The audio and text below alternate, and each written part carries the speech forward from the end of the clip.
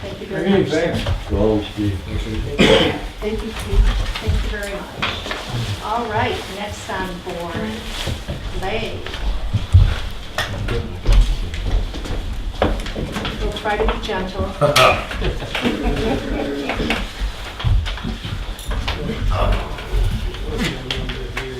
4324. Yes. And I have a little sheet for everybody. It's an update to, after I went through the selectmen. All right, good. I updated, everybody has their own way of doing things, and it is prescribed how the budget lines have to be and all that. But if you see what I go through to get there, it's easier to understand, I think.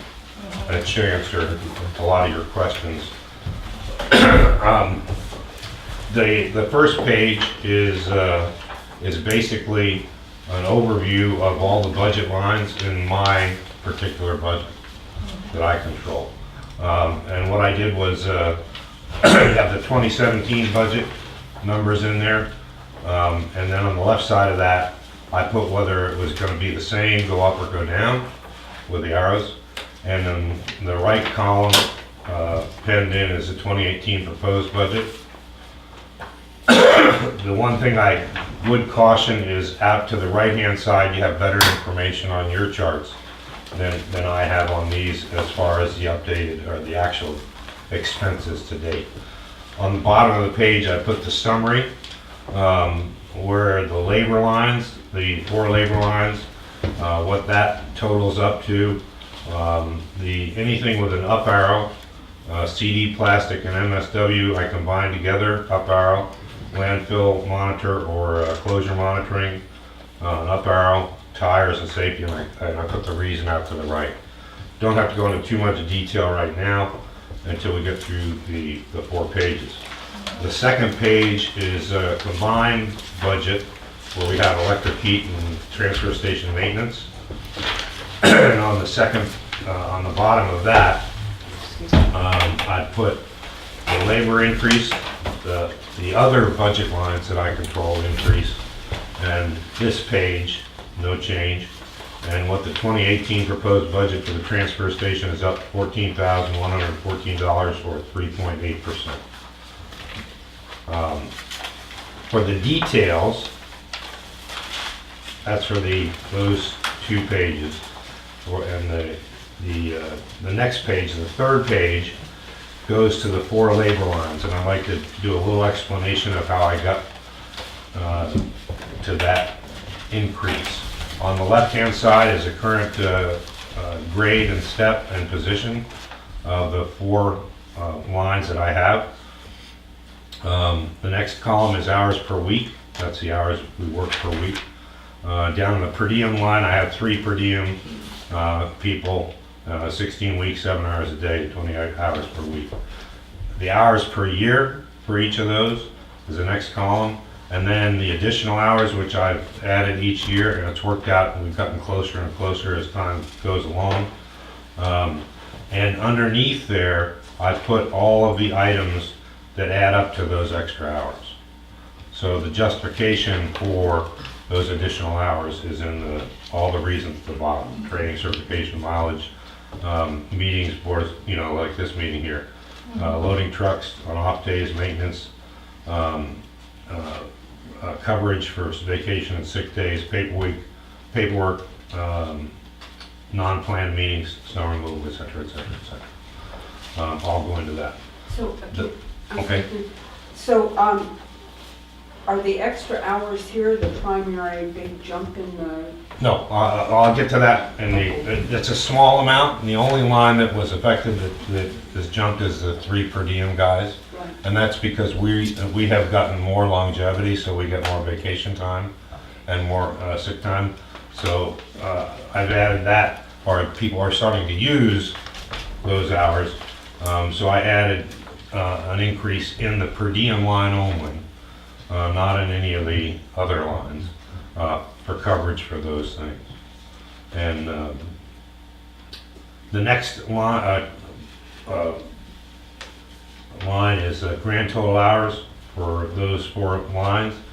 The 2017 apportion appropriated amounts added up to 131,508. The 2017 hourly wage for each line. I applied the COLA through the chart and step raise. The reason there's a step raise for everybody is I've done efficiency reports for everybody. And every single person at the transfer station went up a grade level this year in our training requirements. So, and they all continue to perform I think at a very, very, very good level.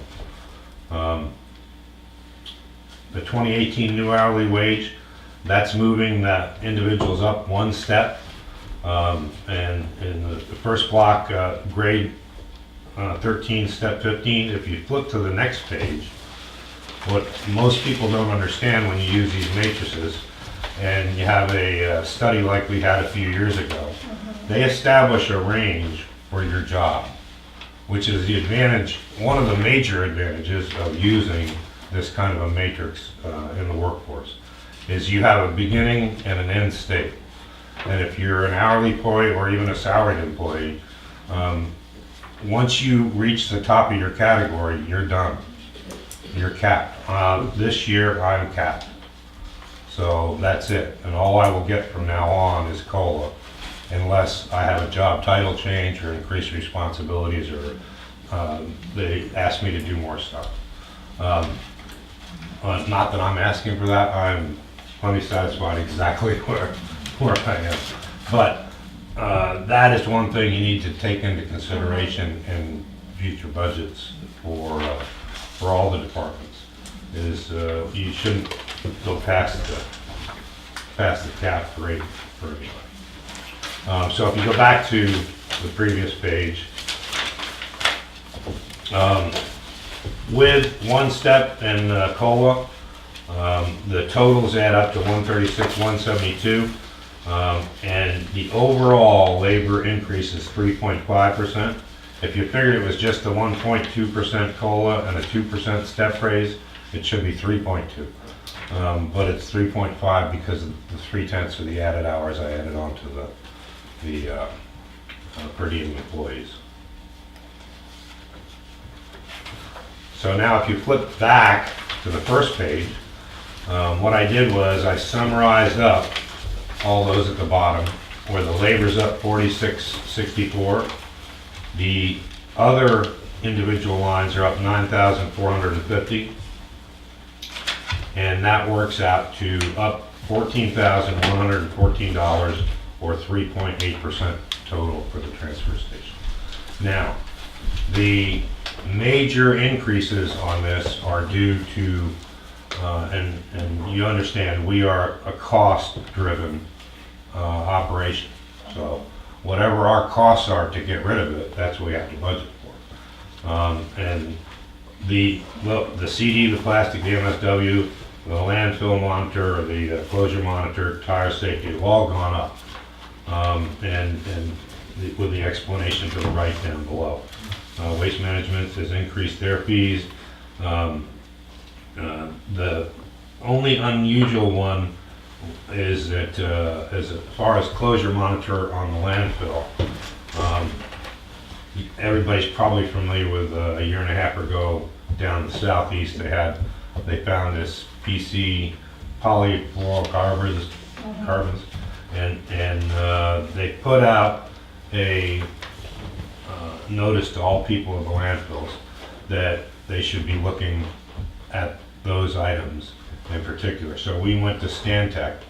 Stantec put a proposal forward, which the selectmen agreed on, and sent it to DES as a proposed monitoring and test for these items, which includes testing the water well there because it's so close to the landfill, our well, and numerous points around the facility.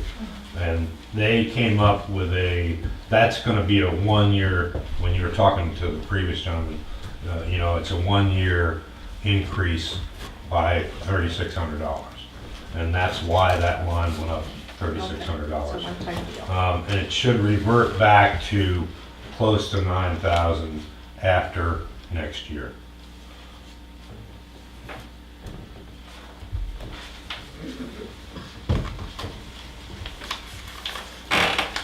And I see, I'm sorry, did I Okay. interrupt your presentation? There's some, I get asked the same question every year, so I'll just jump right to it. Jump right in. The fuel line, down below, you'll see there's 0%. There are a couple lines with 0%. And we don't get our fuel until mid-December. And we haven't come up and fill up the tank because it's got the additive in it for the diesel for the winter. And so we wait right until December 15th to get that. Or whenever they put the additive in, and then we'll go from there. The brush and stump grinding, I have held off on that. We still are filling our brush hill a little bit with fill from Jim Bean has brought quite a few truckloads in. I mixed some brush in with it, and we're fixing the hill. So we haven't used that brush line, and this is the second year we haven't used it.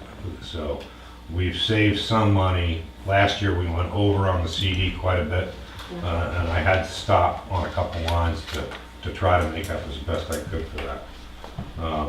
And it's the same thing with the uniforms. And there are some items like waste management, the electric, the heat, where we get the standard monthly bills. Right now, we should be at 75% going on the next type. We're always a month behind on that. So the numbers we should be equating to is unless I've gotten the bill in, we've got 9 monthly bills, then you can look at 75%.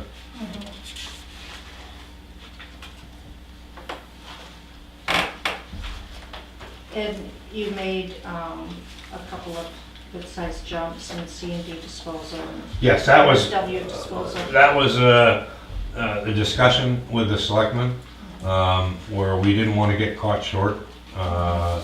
Again, the volume of construction debris, I must use a soap that attracts these fruit flies. The CD has continually gone up, and the MSW has gone up too. That and accompanied by the waste management increase in fees. And we're looking real close at that. And after a discussion, I agreed that we should add a little bit to the CD line and the MSW line. But you won't be using the brush and stump grinding at all? Not this year. Well, Well, not this year. not this year, but you might next I will year. start next year with it. So I don't want to lose that line, because we have to do that. We're not. Last year, did you do or is it a different budget one? You did something that showed what you're going to be projecting to make to offset all this stuff? Did you do Yes, well, right Did now, you do that? oh, no, that comes later on. Okay. That's the avoided cost Yeah, okay. chart that I add to the revenues. I can tell you right now, we're $25,000 ahead in revenue than we were last year That's at the exciting. same time.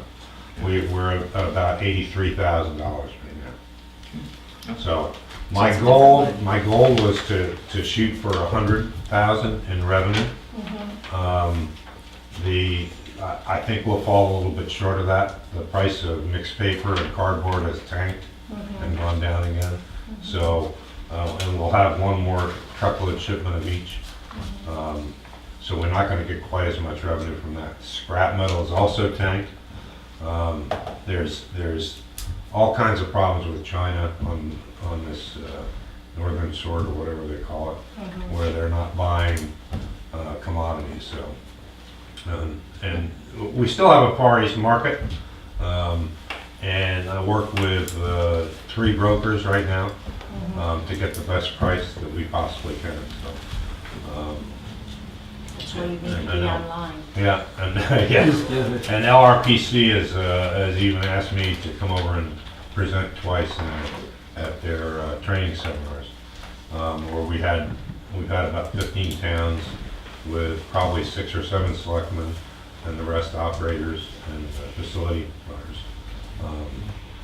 It's, you know, trying to explain how we get more out of our assets, and we're not mandatory recycler than some of the places that are mandatory recycling that are similar sized. Anybody? Plead my ignorance, line NRRA. NRA, that's the Northeast Resource and Recovery Association, that's down in Concord. All right. I work with Bonnie down there, she's our rep, and they're one of the brokers that we have. We used to work almost exclusively with them, but we had some problems with some trucking companies and a few other things where I jumped ship and got better deals. So now they're coming back around, and you know, she's giving us the best price she can get. So, and that line had a significant bump. We just got a check in today from, it was about, they're about 5 or 6 weeks behind from when we do business, but a $9,800, something like that for aluminum cans. So that was a nice That's nice. check in. And that's not included in the line. So where does your revenue stream show up? That's in the matrix that I Well, we have Present. some It's under a different, revenue. yeah, that comes under the Okay. town. Okay. it's a separate, yeah. We got 64,000 showing right now. Right. That's because there's certain things that are counted and certain things that aren't counted. I count everything that produces revenue as revenue. And that, so But you're- my count against our lines may be different than Right, the mandatory reporting right. lines for revenue. But you're up 25,000 over where you were this time last year. Right, Okay. doing it the same way I do. Yeah, 32,000. Right. Good. So, and then I will also produce that same thing with the avoided costs. So if we make, That was nice. if we make $92,000, $94,000 and $20,000 of avoided costs, then, you know, we're getting up there covering our labor, so. Which is my goal. Appreciate the breakdown on everything that you do, like, it makes sense. Oh, thank you. the way you present it. Makes it easier to understand. Right, and when, you know, I know you were one of the people that asked for that chart that had all the benefits on at one time. It's easy when you have a visual that you can see. Sure. From the perspective of how I make the budget. Yeah. Because your perspective is from the opposite direction as mine. And the way I look at it is it's my own checkbook. And if We I appreciate that. if I operate that way, I can never make a mistake. So are you running your department like you run your household? So, no. Are you taking in rescues? Yeah. We've got They some do, I tell you dogs. what, if I run out of dog bones, boy, Boy. I'm in trouble. I got some mean hooks. Did you have a question, John, or? No, I think I was gonna refer back to Guy's earlier comment on the salaries, that's all. Until we agree on the COLA, I guess. Well, so do we want to table this and jump into that conversation? Be- Yeah, just to move it on, so I think. Yeah, because we I have, think we should have the conversation. I think we should Yeah. have the conversation. I I didn't agree. have it on the agenda because I thought everyone knew what had taken place and what the departments were instructed, the department heads were instructed to do. So let's have the conversation and maybe Clay can participate in that conversation.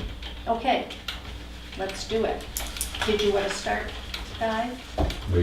I would have personally insisted that we do personnel administration first, and we don't have any of these issues. If that can't be decided in time, I guess we have no choice but to wait. I don't see how we can possibly vote on a budget that includes salaries until we have approved the personnel administration budget. I'm not sure I understand why. Well, know, by the time we got done doing all the budgets and got to personnel administration, it would already be approved. Because we did the salaries already. Do I have any other input here? I'm not an accountant, but John is, and I'm sure he understands what I'm talking about. The selectmen reviewed a lot of information to establish the COLA that we gave to the department heads. As far as the health insurance, if that's part of the question that you're posing. It's part of it, but not all of it. We don't have next year's prices yet. And we will at sometime the end of October, they're telling us, so we can't really establish what that premium cost is gonna be. We've looked at 4 different health insurance providers, and we're still waiting for all of the numbers to come in, so that's not here yet for you to look at.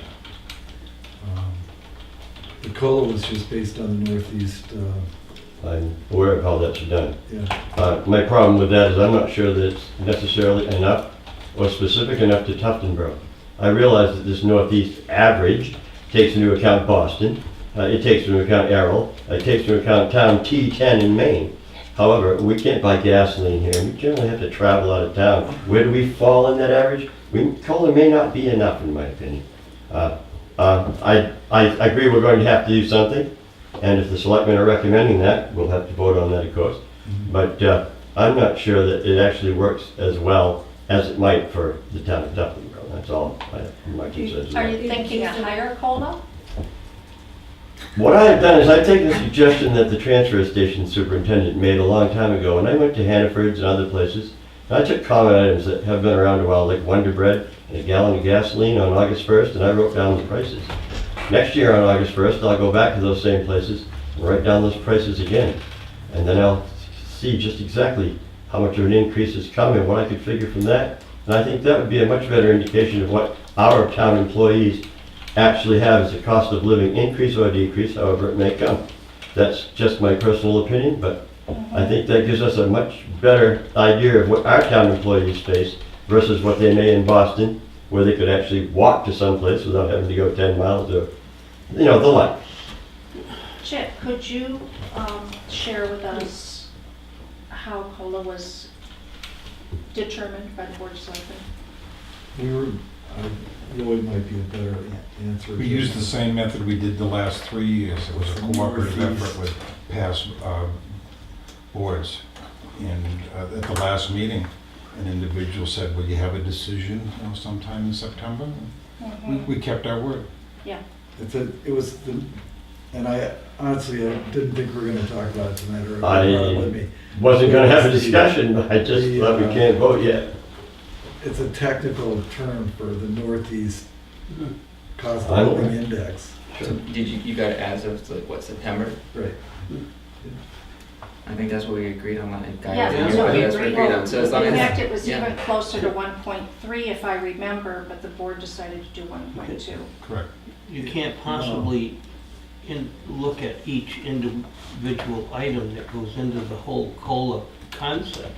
No, I think just last year we agreed that we, Yeah, as long as we we're can, gonna look as long at as it we at a can specific print it and time. it says 1.2 as September, then I'm okay with You, that. you can't analyze it on a statistical basis. I don't see how you can possibly do that. I mean, one of the adjust things, it. one of the things that has been taken off the table after some discussion was the mandatory step increases. So from my perspective,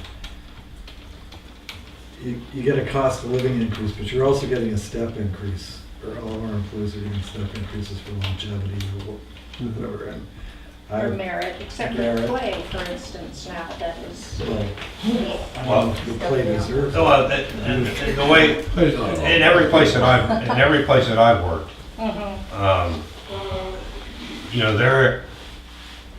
it's easier to say you're not performing and you're not gonna get a step increase. Okay? We can debate all day long about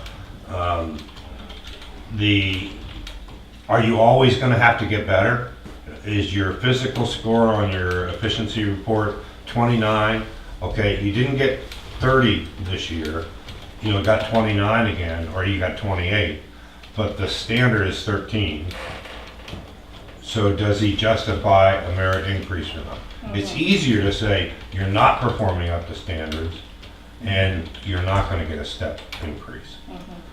That's hard to do for managers. Yeah. So, And the other element that's always seems to get forgotten is the replacement cost. So if you Exactly. have an employee who's been 1.5 with you times. for 4 or 5 years or 10 years, what's it cost to replace that employee? it's 1.5 times. And the reason is because it's not just replacing that employee, but that's a 50-50 shot at best to get a quality employee. But you have to pair somebody with them, so you have to count all that time. You got to train him, you got to teach him, you got to bring him up to a level, and then it's a 50-50 shot. So you may have to replace 3 times to get the right person. And it averages out over time to be about, and when I ran a factory, it was about 1.5, 1.4 to 1.5. Let's, Now, and there is actually, you can go a lot more detailed on the matrix and where you enter the matrix, but there's a lot of things that go into a step increase. And it's not just performance, it's qualifications. How valuable are you to the town?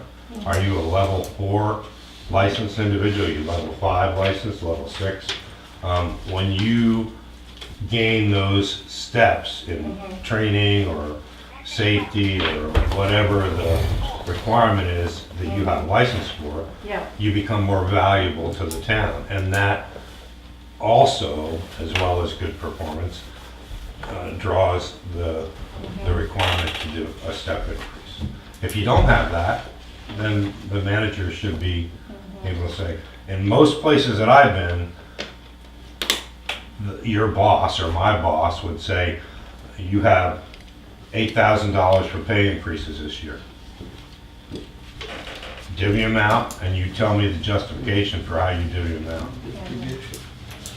Okay, they don't tell me how and what to give, other than COLA. COLA always has been done, and every job that I've ever been in has been put into the chart before you Yeah. even start the discussion. And then after that is done, then you start the discussion for steps and grades and job performance. COLA is nothing more than a reflection of inflation, Right. period. And it Yes. takes it out of the employee indicator. And that's how, I think my concern last year was just that we Yeah. peg it to something we can print and point to, that was all. Because last year it was sort of like we were in a range.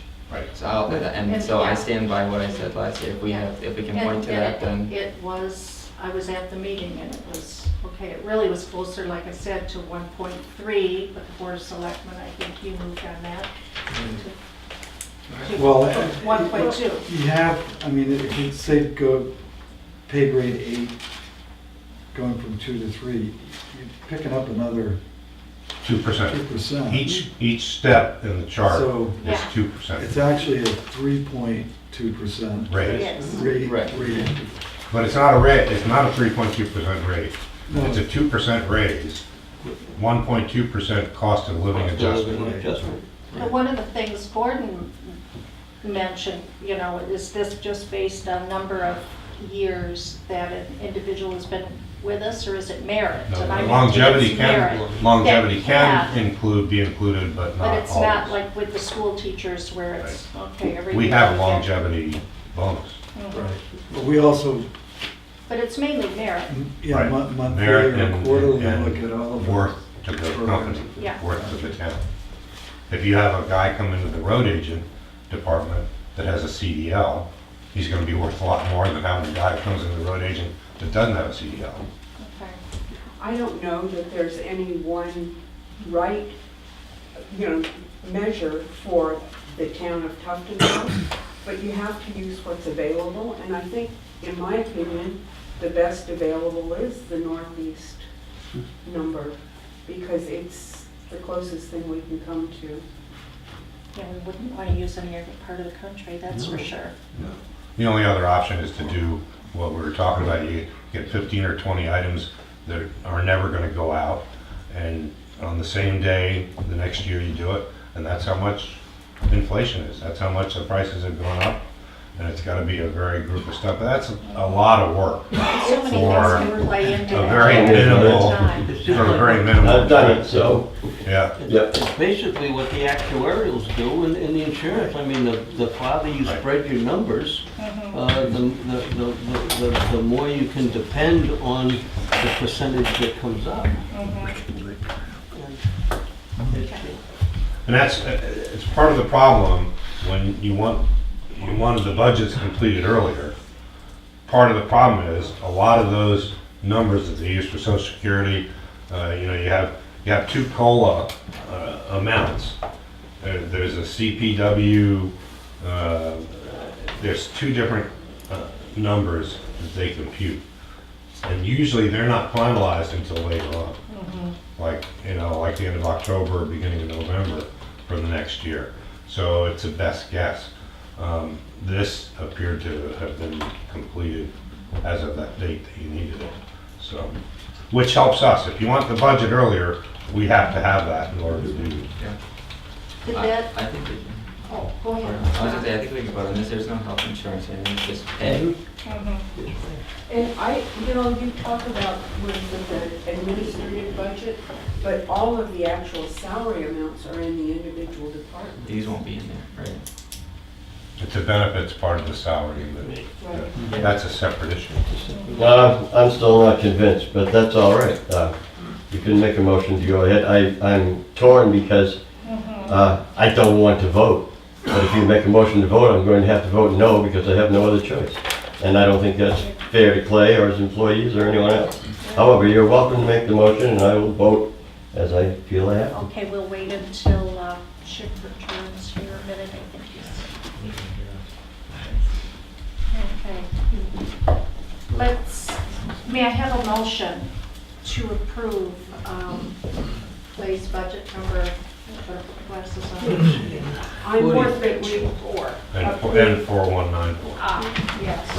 Excuse me, Diane did explain to me that that budget gets voted kind of near the end, because it's, even though she just shows Clay's portion of the general fund, it does Oh, you want to include the all the other things. the maintenance and Yeah. all of the other stuff? Yeah. So are we gonna vote on this part or hold it? Not the general fund part, please, just his No, regular but on, budget, yeah. on this part. Oh, Yeah. we just the would front vote page. on 4324, but not on, That's correct.